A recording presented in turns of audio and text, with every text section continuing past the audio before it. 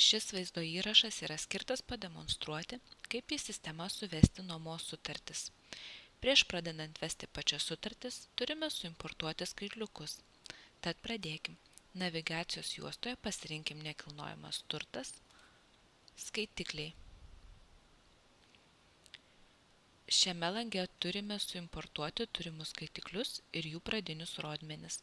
Tad spauskime mygtuką Importuoti skaitiklių duomenis ir pasirinkime importuojamą failą.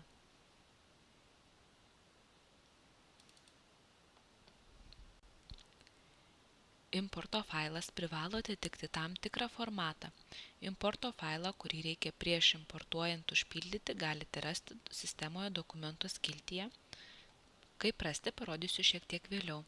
Taigi, sistema informuos apie pradėtą importo procesą.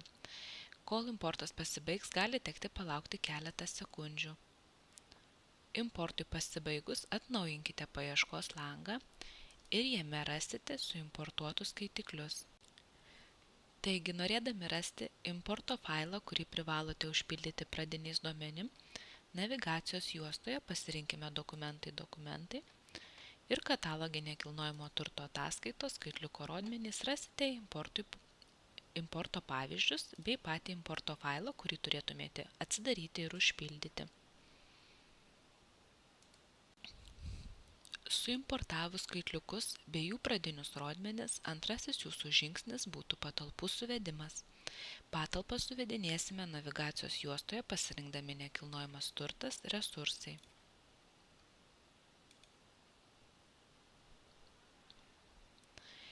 Tačiau prieš pradedant vesti turimas patalpas, turėtumėme suvesti patalpų vietas.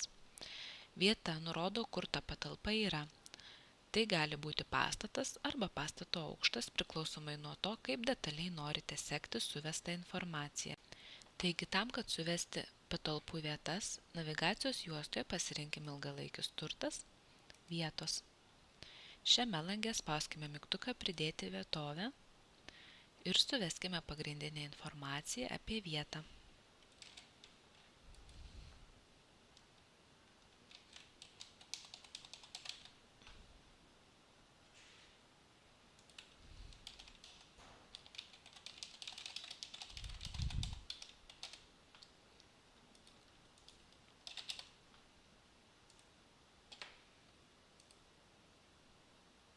Informaciją išsaugokim.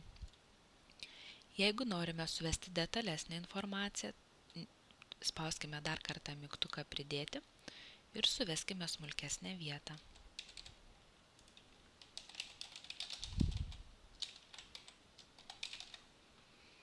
Informaciją taip pat išsaugokim. Suvedę galimas patalpų vietas, grįžkime į resursų langą. Šiame lange spauskime mygtuką Naujas ir suveskime resursą, kuris žymės visą pastatą, o ne atskirą konkrečią patalpą.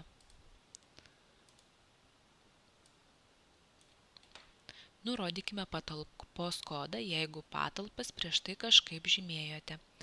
Jeigu lauką paliksite tuščią, patalpai numerį suteiks pati sistema. Nurodykime resurso pavadinimą. Kadangi pirmasis vedamas resursas yra visas pastatas, tai taip ir susiveskime.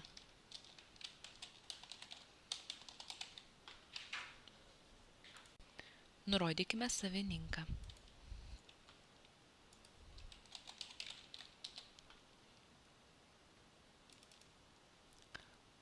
Nurodykime grupę.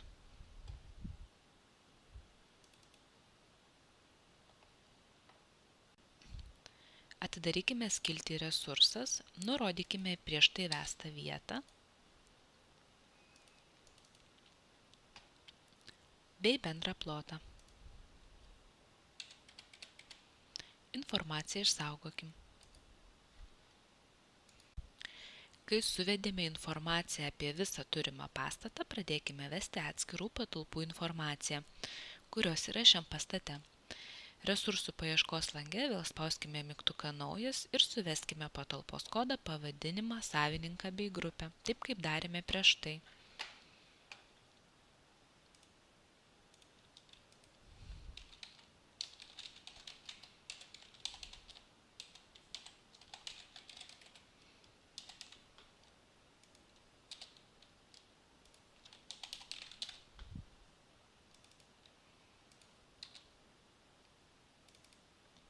Atidarykime skiltį Resursai, nurodykime vietą, bei būtinai nurodykime tėvinį resursą. Tėvinis resursas – tai pastatas, kuriam ši patalpa priklauso, taigi nurodykime prieš tai vestą objektą. Ir nurodykime nuomojamą plotą. Taip pat skiltyje skaitikliai nurodykite, kurie skaitikliai priklauso šiai patalpai. Jeigu patalpa nenaudoja specifinių skaitiklių, o tik bendruosius, kuriuos naudoja visos patalpos šiame pastate, skaitiklių nurodyti nereikia.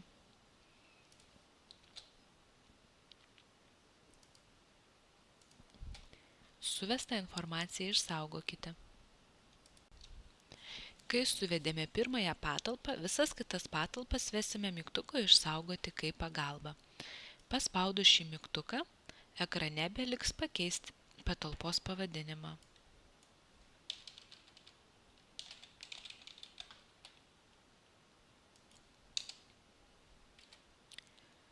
Skiltyje Resursai nuomojamą plotą.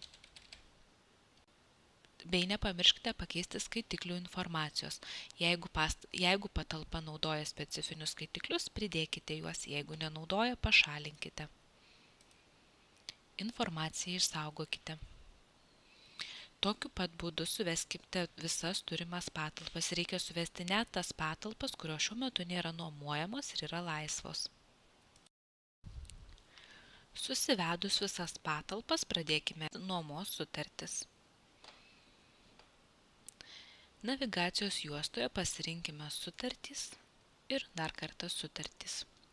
Šiame lange spauskime mygtuką Nauja sutartis, Nauja pardavimo sutartis ir užpildykime pagrindinę sutarties informaciją. Nurodykite sutarties numerį, jeigu lauko nenurodysite, o paliksite tuščią, sistema numerį sugeneruos automatiškai. Nurodykite pasirašymo datą. Pakeiskite galiojimo pradžią.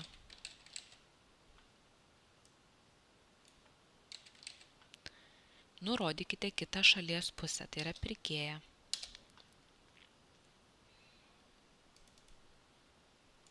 Nurodykite sutarties galiojimo pabaigą arba trukmę mėnesiais. Suveskite sutarties pavadinimą. Rekomenduojame vesti pavadinimą taip, kad sutarčių paieškos lange lengvai atskirtumėte, kokia tai sutartis. Pažymėkite, ar kainos nurodytos sutartyje bus su įskaičiuotu PVM ar be jo. Priklausomai nuo šio požymio išrašytose sąskaitose bus papildomai priskaičiuojamas PVM arba ne.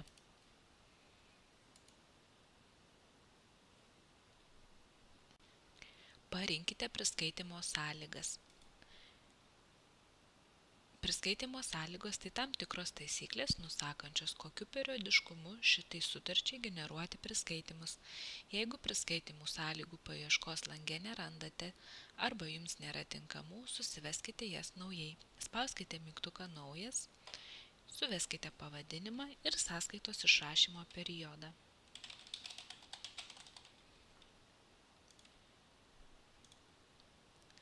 Informaciją užsaugokit, langą uždarykit.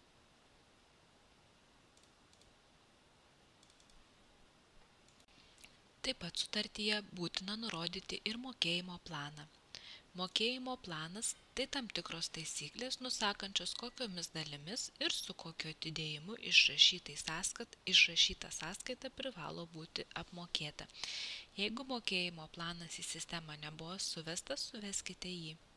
Paieškos lange spauskite mygtuką Naujas, nurodykite mokėjimo plano pavadinimą,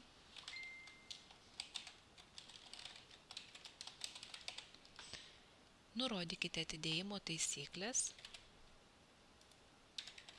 informaciją užsaugokit ir langą uždarykit.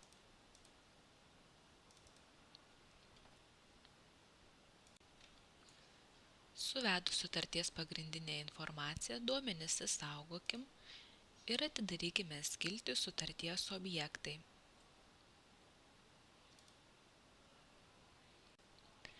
Šiame lange paspauskime mygtuką Pridėti. Po mygtuko paspaudimo išskleidžiamas sąrašas, trumpai apie kiekvieną iš pasirinkimų. Priskaitymai. turėtume rinktis, jeigu vedame pardavimo sutartį, kur parduodamos paslaugos, kaip pavyzdžiui buhalterinės paslaugos. Šio priskaitimo tipo neturėtumėme rinktis, suvedant patalpų nuomos sutartis. Nuoma. Šį tipą renkamės, kai nuomojame patalpas, kaip kad dabar mūsų demonstruojamo atveju. Komunaliniai mokesčiai. Šis tipas turi būti pasirenkamas tada, kai nuomojamai patalpai bus skaičiuojami komunaliniai mokesčiai. Ir paskutinis, pagal skaitiklį, šis tipas turėtų būti pasirenkamas tada, kai nuomojama patalpa turi jai priklausančių skaitiklių. Taigi pasirinkime pridėti nuomą. Produktų paieškos lange pasirinkime paslaugą, kurios pavadinimas turėtų būti įtraukiamas į sąskaitas.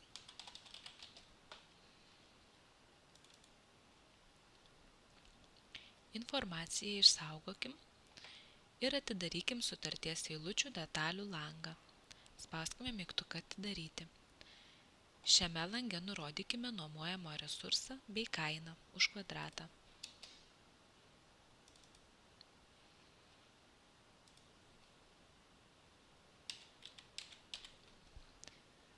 Informaciją užsaugokim ir langą uždarykim. Pakeiskime sutarties statusą į aktyvi.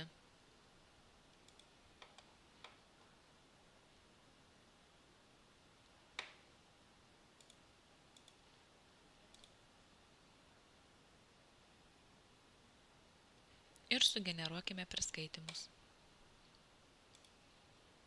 Tokiu pat būdu susiveskite visas savo turimas nuomos sutartis.